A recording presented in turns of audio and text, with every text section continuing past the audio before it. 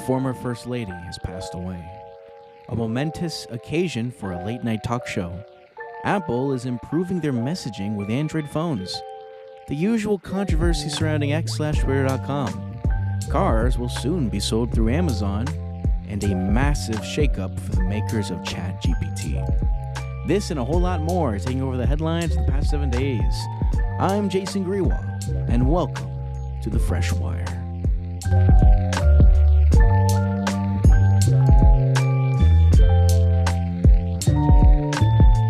Hey everyone, hope you're doing well. Welcome back to another episode of The Fresh Wire. Been a long time coming, as it always is.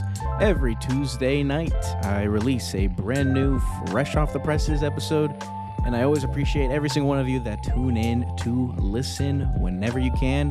Wherever you are, I hope you're doing well. Hope you're having a good morning, afternoon, evening, day, or night. Thank you once again. As I am recording this, it is currently 10:21 p.m., November 21st, 2023. I originally planned on recording this a little earlier, but a big thing came out that I absolutely loved every second of watching.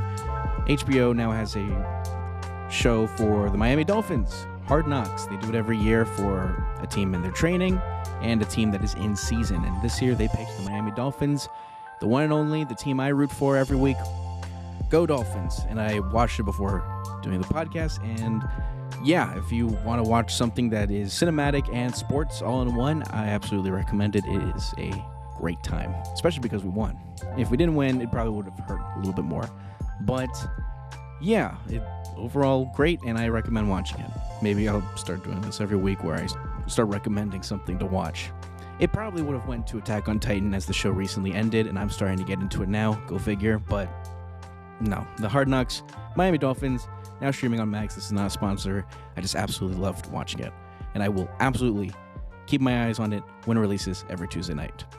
Probably before the podcast, but maybe I'll fine-tune it where I'll do the podcast before.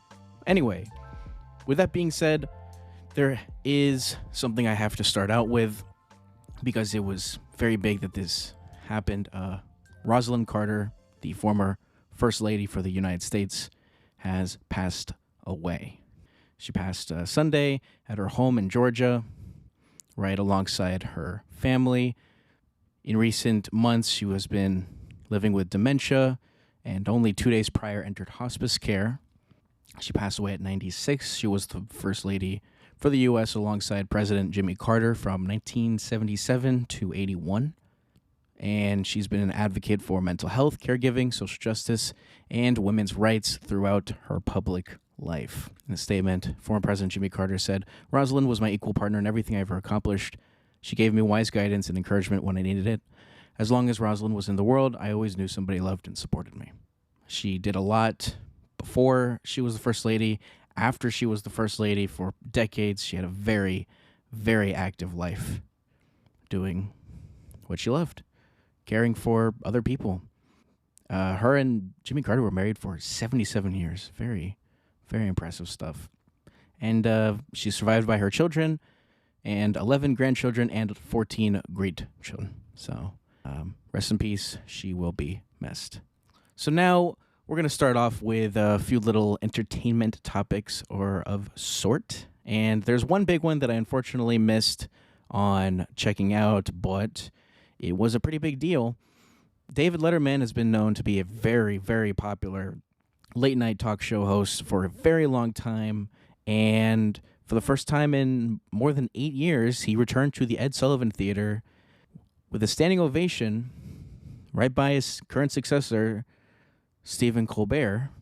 And yeah, they hyped this up a lot, and I completely understand why. He's an extremely beloved talk show host that I think went to do on other tasks, other things. I think something involving Netflix, I think. It might have been someone else, but yeah, David Letterman, standing ovation, absolutely deserved. He's done an incredible show for a few decades, and yeah, good for him. It's his first time back on the CBS show since leaving in May 2015 after 23 years. He's been hosting an interview series on Netflix titled My Next Guest Needs No Introduction. So pretty good stuff. If you want to check it out, you can search it on your own terms. Pretty cool. I have a lot of respect for him. What I don't have a lot of respect for is Netflix. Netflix. I finally canceled him, and I'm fully committed to it because Netflix, when it comes to shows that people like, I think maybe the goal is don't like a show. Because if you don't like a show, it's more likely it stays on. 5 shows a few days ago were canceled by Netflix amid the impact of the recent strike, where it ended about close to 2 weeks ago. The actor strike finally concluded, and a lot of shows that I think for the most part were well received for Netflix have been confirmed they will not move forward. Live action shows such as Shadow and Bone, which had a very big start, I think in 2021, had 2 seasons, Glamorous, and adult anime comedies Agent Elvis, Farzar, and Captain Fall. I think Agent Elvis, got pretty good reviews, that specifically, so it is pretty disappointing that these shows had Matthew McConaughey as Elvis Presley. I've heard pretty good things about it, but now it's I'll have heard good things about it. I'll probably still check it out whenever I can before my Netflix subscription finally runs out. But yeah, it's a bit devastating, these shows that get canceled, and then that's that. Meanwhile, other shows in the past few months that have been renewed, One Piece and Castlevania Nocturne, some 2 shows that I've been meaning to check out in a while, but also a lot of other shows. And yeah, it's disappointing. It's always disappointing, shows that are well received that decide, you know what, nah, we're gonna move on and make another thing that's really bad. I'm not gonna mention like a fake example because a lot of people have differing opinions on shows, and I feel like for my kind of podcast, I don't want to piss off some people with what I do every now and then. I'll go a little overboard every now and then. I'll accept it. By the way, this is from an exclusive by Deadline that they covered this back on the 15th. So not too long after my podcast last week, but I did want to mention it because it's just always so canceling things, just not great. Not great. But what was great, was the game last night. The football game, Eagles-Chiefs. Apparently, it had the largest audience for Monday Night Football in 27 years. That's what happens when you decide, you know what, let's put this game on ABC along with ESPN and ESPN2 and whatnot. I think the plus, but whatever. And, of course, it's also a huge match. It was the Kansas City Chiefs and the Philadelphia Eagles. Just beautiful stuff. It was an overall really solid game. 28.96 million viewers. And the Eagles won, by the way. They're for people with a little bit of expertise on football, they're in the other conference that the Dolphins are not. The Chiefs are in the same conference. So, of course, I was rooting for the Eagles. Sorry, Chiefs fans. Y'all just won the Super Bowl. I want to have a chance myself. And this was the largest audience for Monday Night Football in 27 years, as I mentioned. The last time it was this much was the Packers-Cowboys game, actually around this month, 27 years ago, where it managed over 31 million viewers.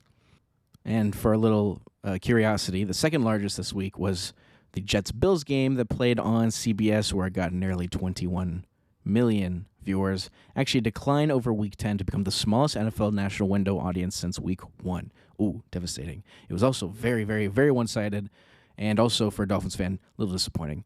But luckily, Dolphins played Jets Friday, and I hope I don't regret saying go Dolphins, because I will absolutely be watching the game from minute -1 to minute whenever it finishes. Anyway, what I will probably not be finishing or starting anytime soon, as I've been very busy myself, but a lot of big films are coming out this fall. You've got Disney's Wish. You've got Napoleon, which I think is being published by Apple Films. And yeah, Disney, I'm assuming, wants to get back into the rhythm of making huge successes animation-wise. Strange World was not a success in any matter, unless success means failure. And Elemental, which was at first a horrific box office beginning, that somehow turned into, you know what, not that bad. So, a lot coming there, and Trolls Band Together also coming out has come out, but now it's really pushing forward. Don't know what to expect from that. I saw the first Trolls, I'm like, okay, this is not for me. So, take that for what you will. But I'm certain there will be an audience for it that will probably like it a lot. So, there's that. Now, let's get into the meat and potatoes. A lot of tech stuff. I had a bit of a struggle determining which would go first, but I've decided iPhones will go first, which is crazy for me to say as an Android fanboy. Not really fanboy, but hopefully you get what I mean. I've never owned an iPhone. I don't plan to, but this is big news for people with Android phones. Apple has finally caved in, whether by force legally or not, and they will be bringing forward RCS to their iPhones starting 2024. RCS is Rich Communication Services, which introduces a lot of functionality that SMS, which a lot of phones have had for a few decades now, just doesn't have. For example, read receipts, typing indicators, high-resolution images and videos, and theoretically support for encryption. Now, the current RCS standard does not have encryption, the universal one, but Google's, that is in hundreds of millions of Android smartphones now with their Google Messages app, supports Google's end-to-end encryption integration of their RCS standard. It's a little confusing, admittedly, but I think Apple has said they're not going to support that, and they're only going to support the RCS universal profile, which as of now does not have encryption built in, but can theoretically have encryption added in to the universal profile in time for Apple to do it. So rather than for people that, let's say, use Samsung Messages, they don't, I think, have end-to-end encryption if they're talking with Google Messages people, because it doesn't have, Samsung didn't add that functionality to their app. I think it might be an app thing, and Google's has end-to-end encryption, but not the universal profile. So if you're somehow talking to another person with RCS, but they're not using Google Messages, you don't have the end-to-end encryption. Apple wants to change that, so when iPhones receive RCS support, they'll have end-to-end encryption as an open thing, open standard. You don't need Google's integration at all. And this is also, just to confirm, not iMessage opening up to other platforms. I'll explain the hilariousness going on with that by another third-party company, but this isn't iMessage just natively, officially going to Android phones or anything like that.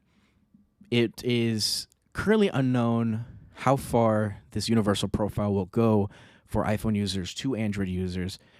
I'm certain there are iMessage exclusive features that will probably not be moving forward, like iMessage games or whatnot, the extra nice things. But typing indicators, read receipts, and especially encryption will be a huge, huge deal. Now, the reason why this may have went, just as USB Type-C was added to the latest and greatest iPhones, the 15 and 15 Pro, is likely as a response to pressure from the European Union's Digital Markets Act, where it has a rule that requires major companies such as Apple to make their services interoperable with other platforms. The European Commission opened up an investigation back in September, for iMessage to determine whether it should be considered a, quote, core platform service. Apple argued, reportedly, that iMessage is not popular enough in Europe, and I can definitely see that. iMessage is extremely popular in the United States of America, and not really in Europe. You've got a lot of people just using WhatsApp because it's free, it's already end-to-end encrypted, and it's already on a bunch of different devices because of its simplicity and so easy to get. But of course, it is owned by Meta, so you can imagine some people saying, no, never. I'm never going to get WhatsApp. It's like, okay. But for Android people, it's been a lot tougher to not have WhatsApp in a way, especially in the U.S.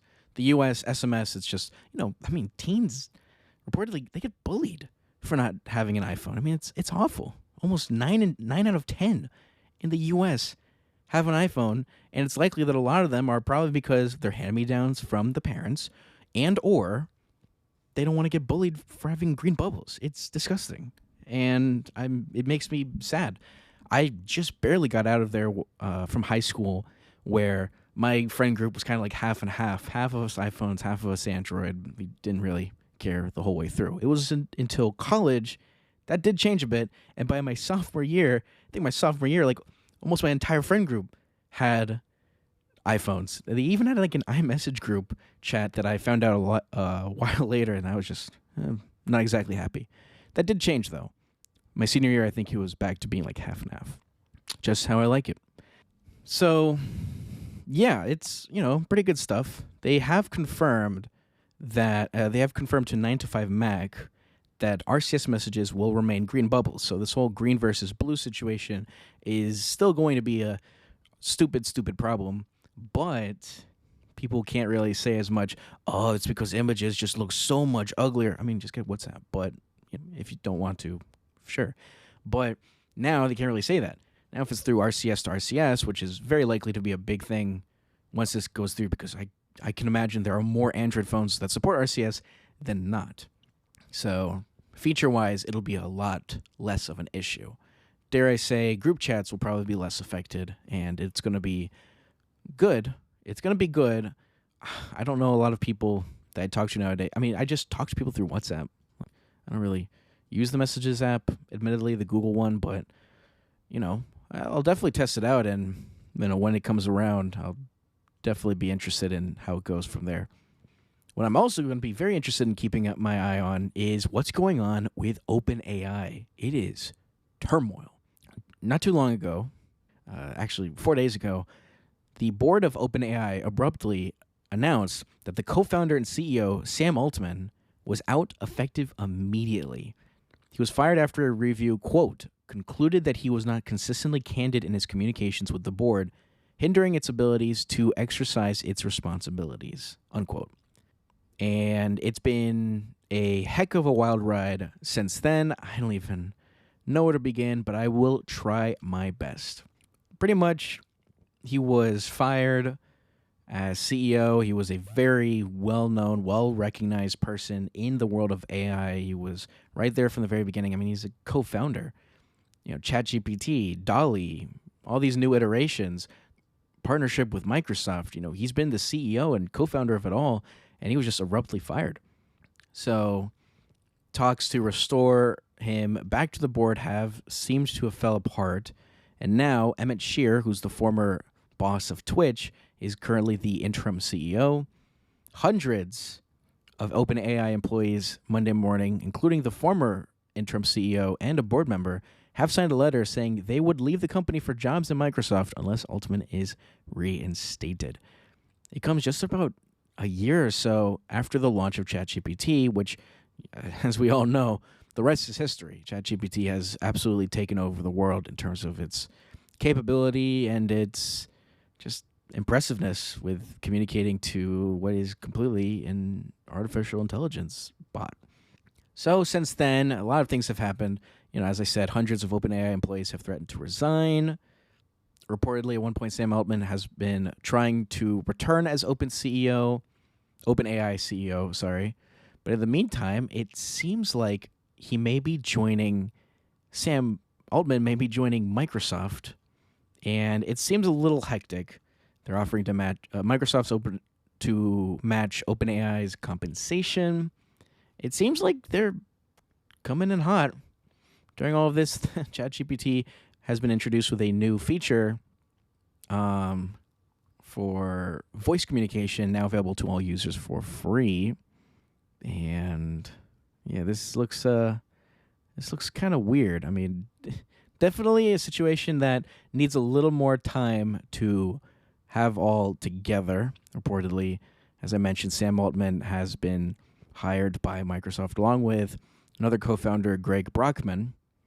And yeah, I don't know. This is a very strange scenario that I don't know how it'll end, but it looks like no matter what happens, Microsoft will win.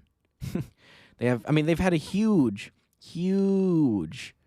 partnership with OpenAI this whole time. I mean, recently Microsoft has rebranded Bing Chat, which has been utilizing ChatGPT 4 for a while, to Copilot, Microsoft Copilot, better competing with ChatGPT. I mean, they use the same thing, but I guess nothing else is really close. I mean, you can't really say Google Bard. I don't think Amazon's Alexa, don't want to trigger devices that may be around, but they don't want, that's not really using generative AI a whole lot. So it's really Google Bard, and that's, pretty far behind as far as I know. So it's funny, they're competing with themselves. That's hilarious. But yeah, they did rename it to Microsoft Copilot. So that is also a big thing. And I don't know. A little complicated for me to talk about, so I'm not going to dive into it much further. But maybe I'll make like a special episode or maybe a special article about it because there's a whole lot to get into, and I'll just keep my eye on it for sure. What I also kept my eye on, as I mentioned in the podcast last week, as the Nothing Chats app was about to kickstart, integrating iMessage into Android phones one way or another, well, no more. A lot of reports came out that some aspects of it were very unencrypted and you were able to easily access files or something with the version of Nothing Chats. So it's since been pulled from the Google Play Store, and now Sunbird, the app that brought iMessage to Android, has temporarily shut down the service over, quote, security concerns, unquote. In a notice to people that use the app, Sunbird says it has, quote, decided to pause Sunbird usage for now, unquote, as it investigates reports that its messages aren't actually end-to-end encrypted. Little recap for Sunbird. It's not Nothing Chats, but they use the same architecture, same infrastructure. And Sunbird launched last year as a messaging app that attempted to put this blue versus green bubble battle to rest. Currently, it's only been available to people who signed up for the waitlist, including me. I just wanted to try it out. I don't really use Apple stuff, so it wouldn't be the end of the world for me to try it out for a little bit, but maybe I never will now. As all this controversy comes out about the fact that it's actually not as encrypted as we thought it was. I mean, you're either encrypted or not.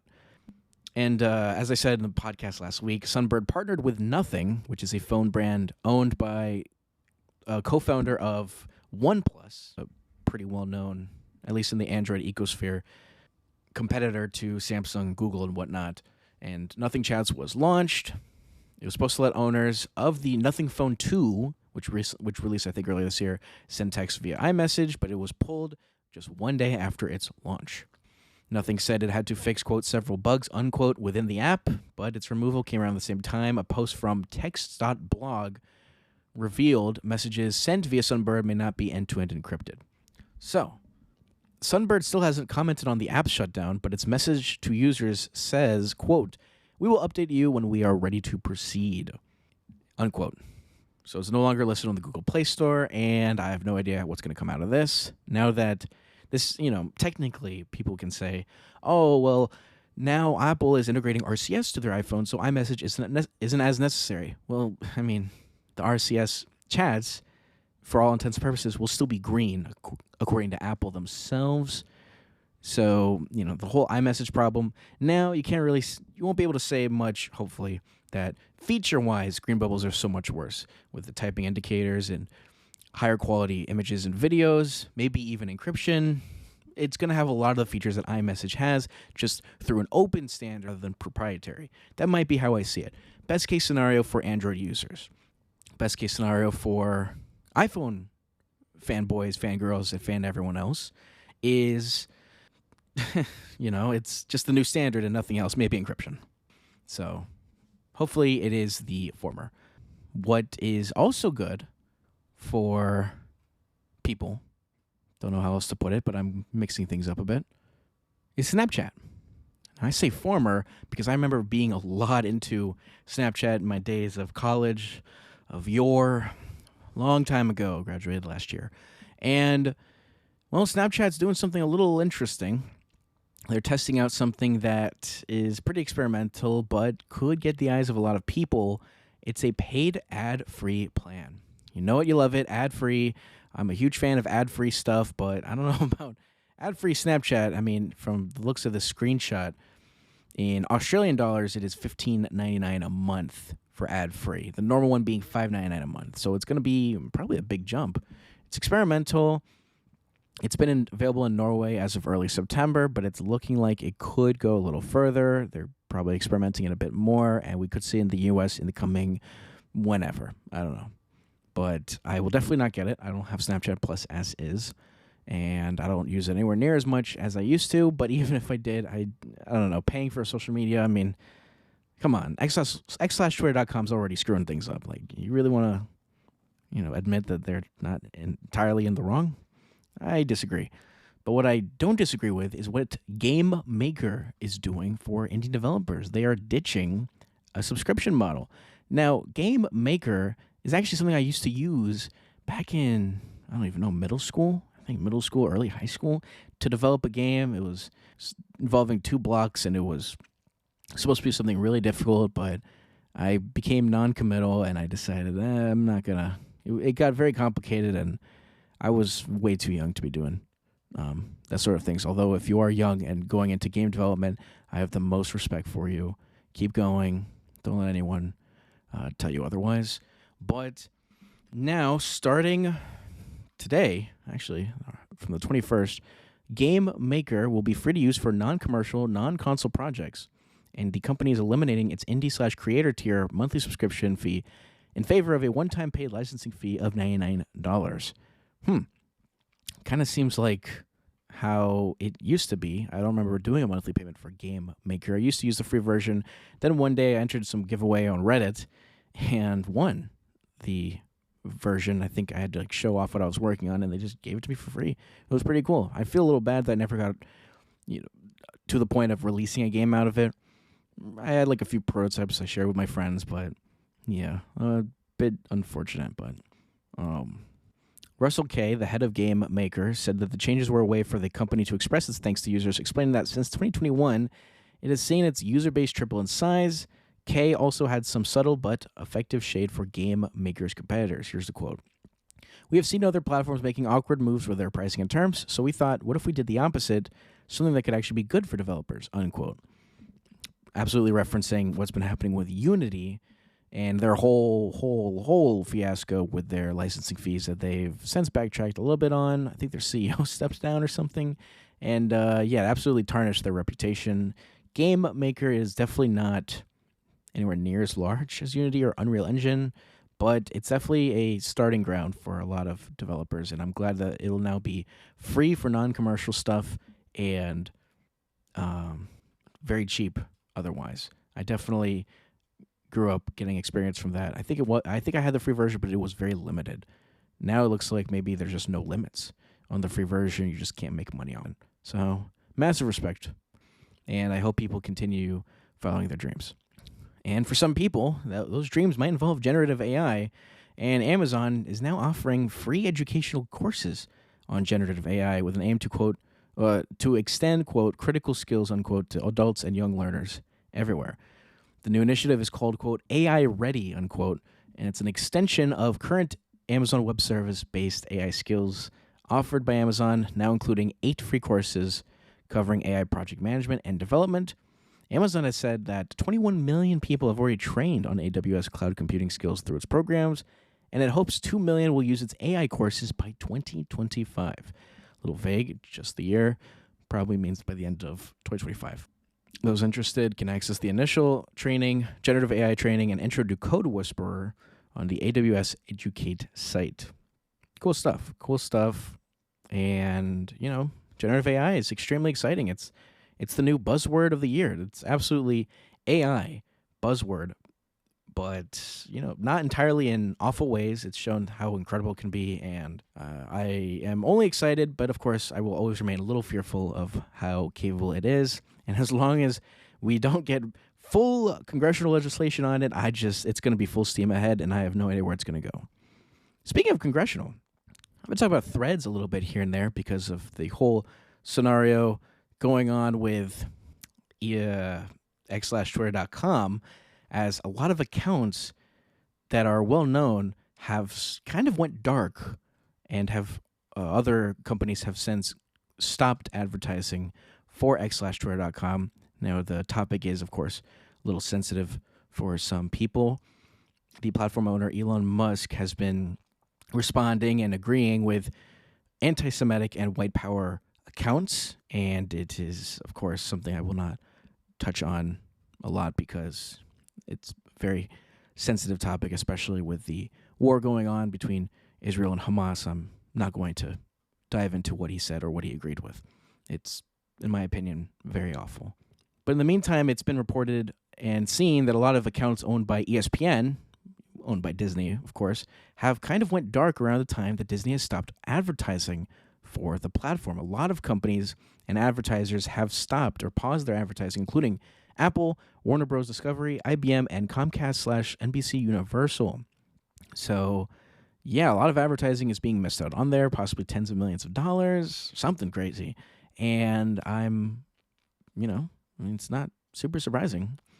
You don't want advertisers, linked up on, no matter how much effort is put into stopping it, sooner or later, content and ads just pop up on. I haven't seen it myself because I don't look into that sort of stuff, but like anti-Semitic content, and it's just awful. But can't do much when you don't own the platform. Speaking of, as I mentioned, Threads, platform that's trying to gain steam, made under Meta. Well, as our U.S. President Joe Biden turns 81, he has also gifted himself a Threads account. The White House, the Vice President, and second gentleman have all signed up for a Threads account, so they'll probably be posting for that. The White House wrote, quote, "The wait is Jover," unquote. Okay. I don't know where else to go from that. But it does not mean they will stop posting on x/twitter.com. It is what seems to be possibly a coincidence, a coinkydink of sorts. And yeah, don't know. I don't know what's going to happen with x/twitter.com. There's always something happening with the platform. It is just so crazy to see. It is a train wreck, a disaster of incredible proportions, and I have no idea how it'll go from there. Speaking of, as we talk about Congress for a little bit, I just found this out recently, but the U.S. government is once again offering more at-home COVID tests that you'll be able to get for free. You can now place an order from the USPS website, and they'll start shipping the week of November 27th. I'll definitely be doing that after I record this podcast. Always to be better safe than sorry. Don't know why anyone would disagree with that. What anyone should also not disagree with, so agree with, is what's going on with cutting content from streaming services. It just seems like so unwanted, and it's always cost cutting, and it's just unfortunate. A report came out that apparently Paramount Plus, this is a study by Real Good, found that between October last year and October this year, the number of movies on Paramount Plus has reduced by a whopping 64%. That's a lot. That's more than 63%. That is almost 2/3. This lighter catalog, part of the company's initiative to move toward profitability, as all other companies and services are doing, but 64% is a pretty big number. I don't use Paramount Plus a whole lot. I do have the service for the sake of my family. My family uses it a lot. And I mean, so I wouldn't notice this a whole lot, but 64% sounds like a pretty big number, especially as services continue to rise in costs, unless you're Stars for some reason. In that same period, most of the streamers have been building up their film catalogs, including Disney Plus, Peacock, and Hulu. Now, every now and then you're going to see content drop off like flies, but I don't really see a whole lot of Hulu and Peacock removing their content. But then again, I don't really know how much of a study is going toward analyzing those. So take that with a massive grain of salt, an unusually large size of salt. What you should not take a large grain of salt toward is Half-Life, one of those beloved PC games of all time, turned 25. Eesh. That's older than me. They received a big update for it, including new content, official support for Valve's recently released handheld, the Steam Deck, recently being last year, but they released a refresh for it. You can check that out in my last week's episode. They now have official support for it, and even a documentary for it. So Valve says that there are 4 new multiplayer maps that, quote, push the limits of what's possible in the Half-Life engine. Remember, this game released 25 years ago, late 90s. Ugh. A lot longer than it feels. I don't know, for me. I mean, that was before I was born, so I mean, I don't really, I can't relate. But I can definitely sense that there is quite some feeling. The game now includes Half-Life Uplink, a, quote, mini campaign, unquote, originally only available on CDs from magazines and hardware manufacturers, the company has said. And there's also maps and multiplayer character mods from a CD called Half-Life Further Data. New settings include a widescreen field of view, a, quote, proper gamepad config, and that it is Steam Deck verified, so it should play great with the Steam Deck. A lot of changes overall, and that there is a new 25th anniversary documentary covering a lot of cool stuff, and I guess maybe the background of the game.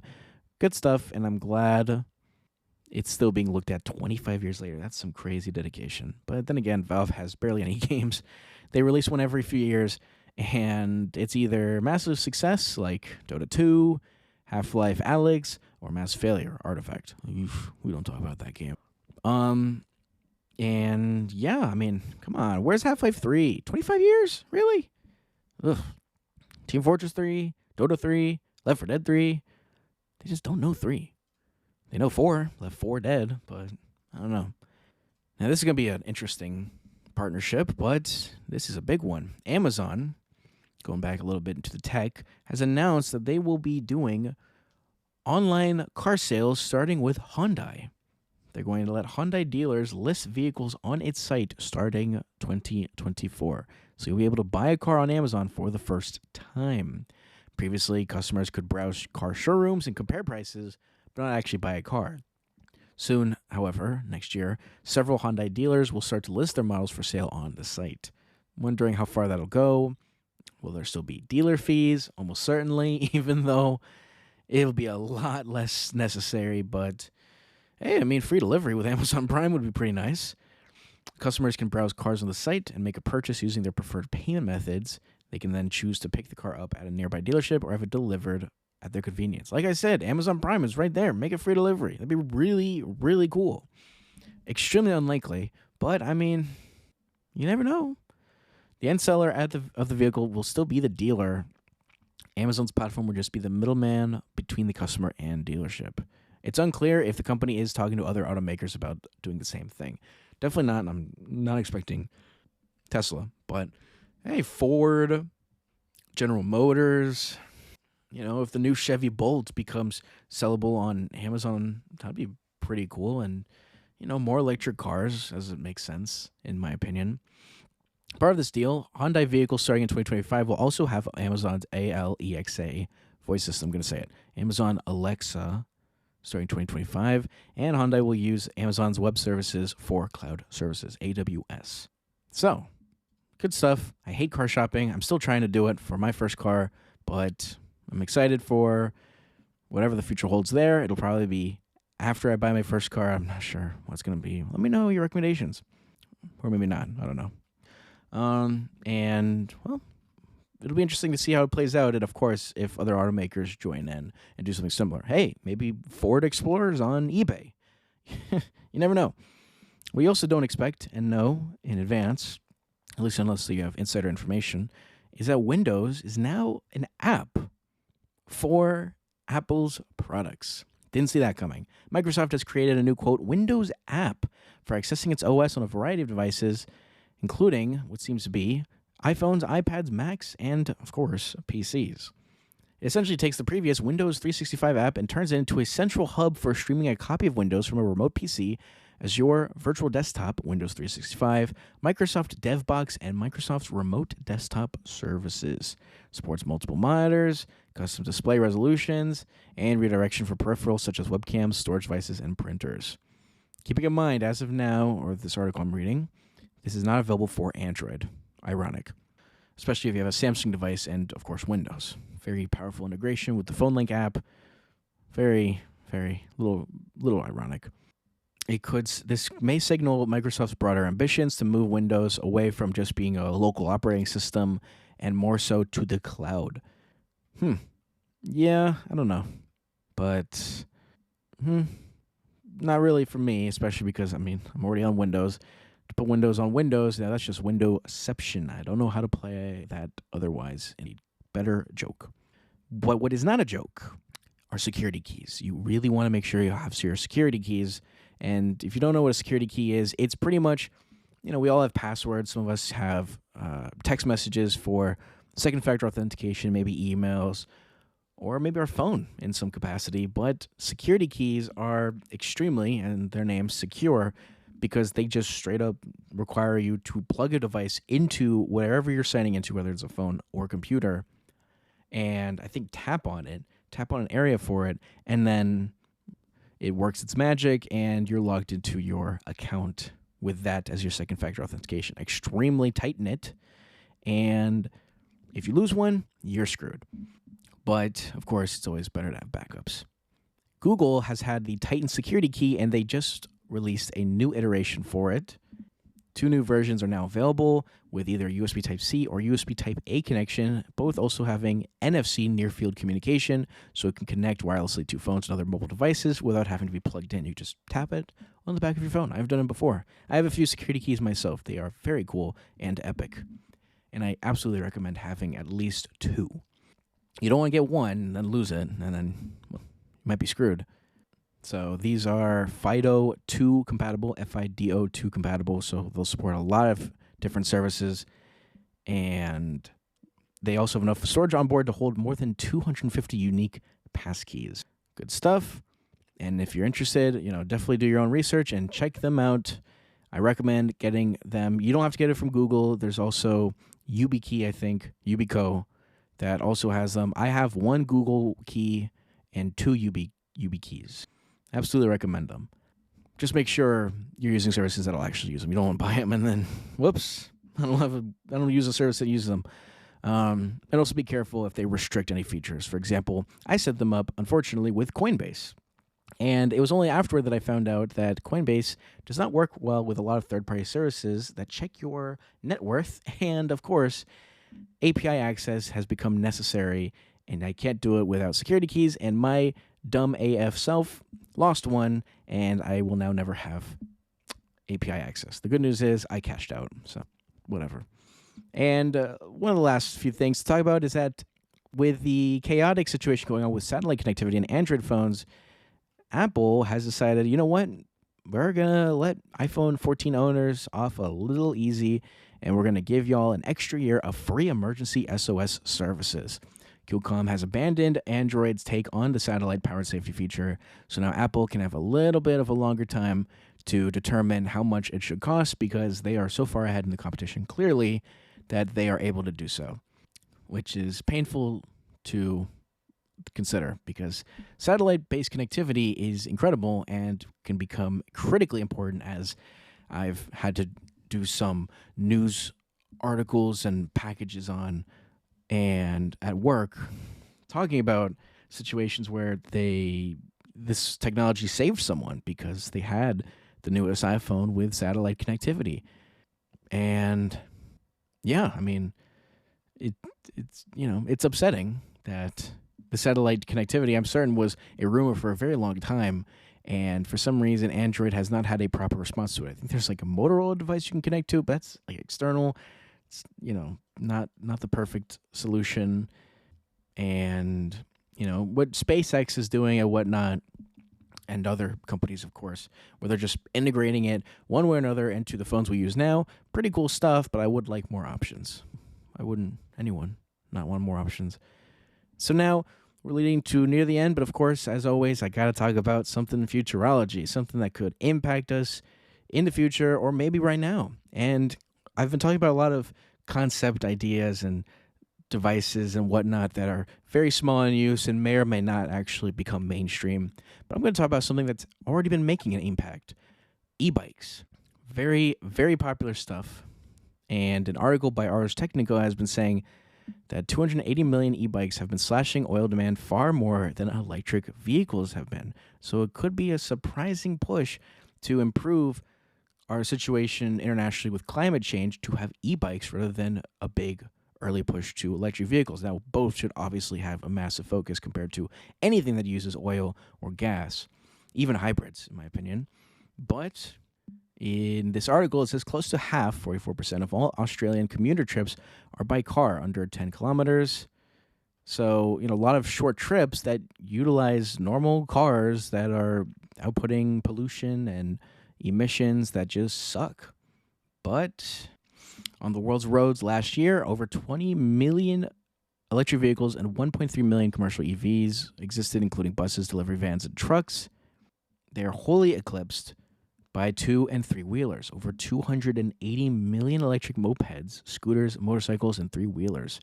According to estimates by Bloomberg New Energy Finance, the sheer popularity is cutting down demand for oil by 1 million barrels a day, about 1% of the world's total oil demand. Incredible. Yeah, I mean, it's, big stuff. And, maybe I'll have a electric e-bike. That's an bike. An e-bike, in the future rather than a traditional bike. But yeah, I'm excited for where the future goes for e-bikes if they continue to improve themselves in efficiency and range while electric vehicles continue to get better. Then, well, we're pretty screwed still as a whole on climate change because we are only now acting, it feels, in the past several years, at least since the past decade or two. But, this helps a little bit. Every little bit helps. E-bike scooters displacing 4 times as much demand for oil as all of the EVs in the world. It's just great to see, and I hope we keep improving ourselves as a society because I am scared for the future if we don't, and it is very likely that we do not. Anyway, thank you all for listening in. I appreciate everyone that tunes in to my podcast every Tuesday night throughout the week.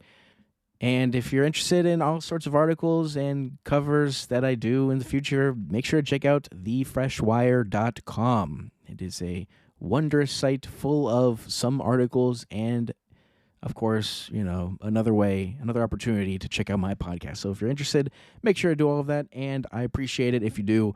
And it's A-okay if you don't. I won't know unless you tell me. And if you tell me you're not going to do it, I'd prefer maybe you just don't. There's no benefit. You're just wasting air. So that'll be it for me. Thank you all one last time for tuning in.